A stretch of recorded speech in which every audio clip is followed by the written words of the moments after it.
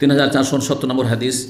আবু সালমা বিন আব্দুর রহমান প্রখ্যাত তাবেঈ বর্ণনা করছেন আবু হুরায়রা রাদিয়াল্লাহু তাআলা আনহু থেকে, তিনি বলেন নবী সাল্লাল্লাহু আলাইহি ওয়াসাল্লাম বলেছেন, ইন্নাহু কাদ কানা ফীমা মাদা ক্বাবলাকুম মিনাল উমামি মুহাদ্দাসুন, তোমাদের পূর্বে যেসব জাতিরা অতিবাহিত হয়ে চলে গেছে তাদের মধ্যে কিছু এমন ব্যক্তি ছিল যাদেরকে এলহাম করা হয়তো। মুহাদ্দাসুন মানে আল্লাহর পক্ষ থেকে তাদের অন্তরে সত্য কথার বা ভালো কথার, উপকারী কথার এলহাম করা হতো, মানে ভালো কথার উদ্রেক। এলহাম, এলহাম কোনো ওহী নয়। নবীদের কাছে কি আসে? ওহী আসে। কিন্তু আল্লাহর নেক বান্দা যদি কেউ হইতে পারে তো তাদের অন্তরে অনেক সময় সিদ্ধান্ত নিতে হবে। আমাদের জীবনে ঠিক ওই রকমই, যেমন রাস্তা চলতে গিয়ে দুটো পথ, হঠাৎ করে দুটো রাস্তা, ডান দিকে একটা গেছে, বাম দিকে গেছে, যাবো কোন দিকে? হতভম্ব, জানা নেই। ডান দিকে গেলে গন্তব্যস্থান না বাম দিকে গেলে গন্তব্যস্থান, অনেক সময় বুঝতে পারি না, ঠিক না? ঠিক ওই রকমই জীবনের পথে চলার ক্ষেত্রে অনেক সময় হয় কি, এই পরিস্থিতিতে আমি করবোটা কি? ধরুন আপনার সামনে একটা ভালো চান্স এসছে, এই সময় দেশে গিয়ে সেট হয়ে যাওয়ার, প্রতিষ্ঠিত হয়ে যাওয়ার। আর একটা হচ্ছে ভালো একটা স্যালারিও পাচ্ছেন এখানে, ঠিক না? ওখানে আপনার কাছে এখানে টার্ন নিতে হচ্ছে, যে এতে ছিলেন, এখন প্রবাসে ছিলেন, এখন আপনার সামনে আর একটা সুযোগ এসছে, অথবা আর একটা দেশে যাওয়ার সুযোগ এসছে, সেখানে এর চাইতে ভালো হয়তো সুযোগ সুবিধা। এখন করব কি? আমি কি সৌদি আরবে থেকে যাব, না কি এই যে সুযোগটা পেয়েছে সুযোগটা গ্রহণ করব? ওই সময় অনেক সময় আমরা সিদ্ধান্ত নিতে গিয়ে আল্লাহর পক্ষ থেকে তৌফিক না হওয়ার কারণে নিজের ক্ষতি নিজে করে ফেলি।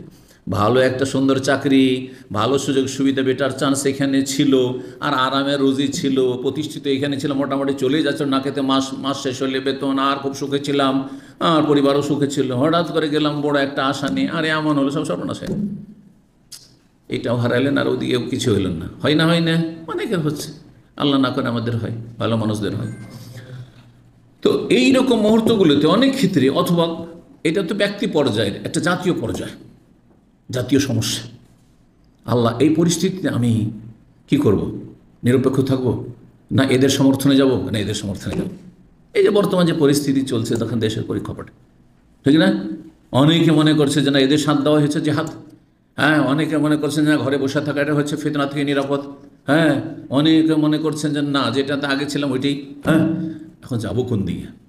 বিশেষ করে দিনদার লোকেরা, যারা দুনিয়াদার, ওরা তো স্বার্থে আছে যে কোনখানে গেলে টাকা পয়সা পাওয়া যাবে, কোনখানে গেলে গাড়ি বাড়ি নারী।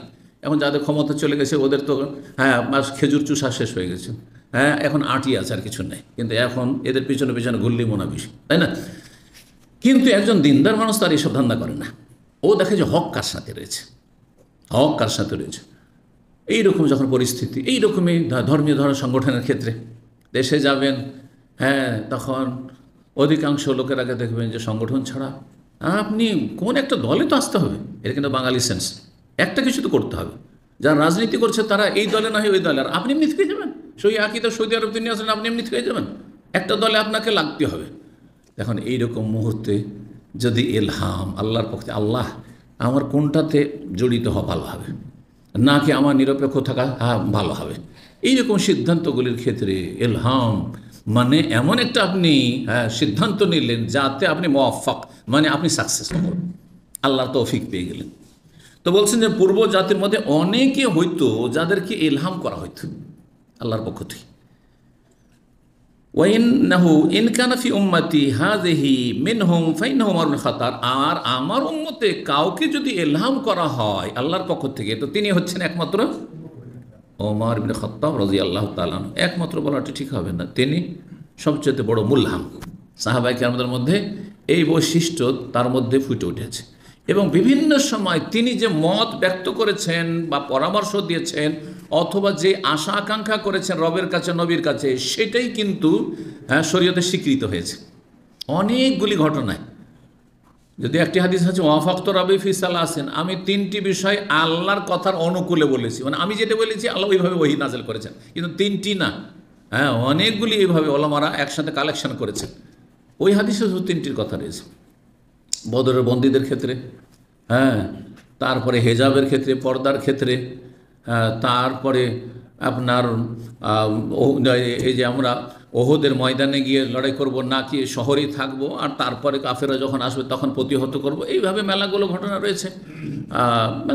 রয়েছে। যেসব ঘটনাতে ওমর রাদিয়াল্লাহু তাআলা আনহু মতের পক্ষে ওহী নাযিল হয়েছে, মতের পক্ষে ওহী নাযিল। মদ হারাম হওয়ার ক্ষেত্রে আল্লাহুম্মা বাইয়্যিন লানা ফিল খামরি বায়ানান শাফিন, আল্লাহ মদের ক্ষেত্রে স্পষ্ট একটা ক্লিয়ার আল্লাহ তুমি বিধান নাযিল করো। কারণ মদের যে 3 স্তরে আয়াতগুলো নাযিল, প্রথম স্তরে নাযিল হয়েছে, দ্বিতীয় স্তরে নাযিল, প্রথম স্তরে নাযিল হয়েছে মদে কিছু লাভও আছে, ক্ষতি বেশি লাভের চাইতে, আল্লাহ হারাম ক্লিয়ার করেন না। দ্বিতীয় স্তরে নাযিল হচ্ছে তো লা তাকরাবুস সালাতা ওয়া আনতুম সুকারা, নেশাগ্রস্ত অবস্থায় সালাতের কাছে যাবে না। তখন কিছু লোক যখন এমন খারাপ জিনিস যে সেটা পান করলে নামাজের কাছে যাওয়া যাবে না, তাহলে আমি খাবোই না। অনেকে ছাড়লো, কিন্তু কিছু লোক মনে করলো যে ঠিক আছে নামাজের আগে ছেড়ে দেবো, খাবো না, এসা পরে খেয়ে নেও, ফজর হইতে হইতে আমার মাতলামি শেষ হয়ে যাবে, আর নেশা থাকবে না। এরকম কিছু লোক থাকলো, কারণ এমনভাবে মদে ডুবেছিল এই আরব জাতি জাহিলি যুগে, যে মদ থেকে একবারই যদি লাগাম দিয়ে টান দেওয়াতে হইতো তাহলে রশি ছিঁড়ে দিত। অনেকে রশি ছিঁড়ে দিত। রশি ছিঁড়া মানে আমি ইসলাম কবুল করবো না, পারবো না মদ ছাড়া থাকতে, বুঝছেন না? নেপালি জাতি যত প্রবাসী আছে আরব দেশগুলি, তার মধ্যে এরা সবচেয়ে বেশি মদখোর, সবচেয়ে বেশি মদখোর। তো একদিন আমাদের কেউ কোনো দিনী ভাই, উর্দু ভাষী, কিন্তু সেন্টারে আসে, ওই নেপালের সাথে পরিচিত হয়েছে, নেপালিও মুসলিম। তো নেপালি ওকে বলছে যে কিস দেশ মে আয়া, ইহা কুছ পিনো কো কুছ ভি নেই মিলতা হ্যায়, কোন দেশে আসলাম, এখানে পান করতে কিছুই পাওয়া যায় না। তখন একটু বুঝতে পেরেছে, তারপর বলছে কি यहाँ পানি नहीं मिलता है? কত পানি নেবে তুমি এখানে?